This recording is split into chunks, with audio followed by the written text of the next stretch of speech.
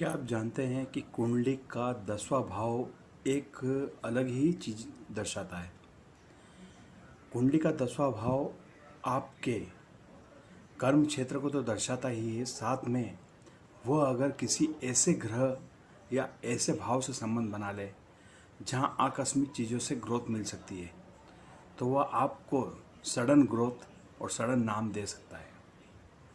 फर्क इतना ही है कि वह प्लेनेट उस भाव का कारक होना चाहिए।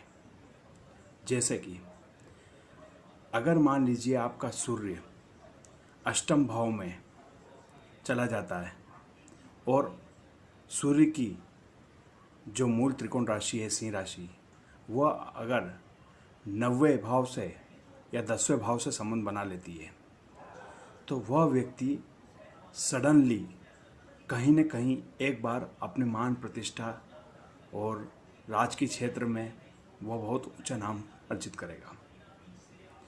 क्योंकि 8th हाउस एक तरीके से इनहेंस भी दर्शाता है, साथ में रहस्यमयी और गुप्त चीज़ों से भी दर्शाता है। परंतु जब वह देता है तो वह गुप्त रूप से अंदर ही अंदर कार्य करते हुए सडननेस को दर्शा के आगे की तरफ लेके जाता है। त्रिक भाव हमेशा खराब नहीं होते हैं।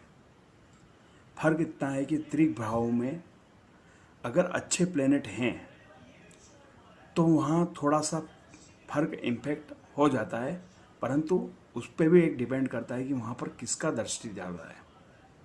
अगर दृष्टि गोचर में राहु की दृष्टि या शनि की दृष्टि अगर अष्टम भाव पे किसी शुभ ग्रह के ऊपर जाके गिरती है तो प्रॉब्लम होती है। परंतु वहीं अगर किसी की दृष्टि गोचर नहीं है और वह जो ग्रह अष्टम भाव में बैठा है वह 9वें भाव से अगर संबंध बना रहा है या 9वें भाव में उसका स्वामी है, तो वह एक तरीके से भाग्य को सडनली ग्रोथ देगा। वहीं अगर 10वें भाव में होगा तो वह राजकीय क्षेत्र में उसको उच्च लेवल का कार्य क्षेत्र में उच्च प्रधान और मान सम्मान अर्जित करवाएगा।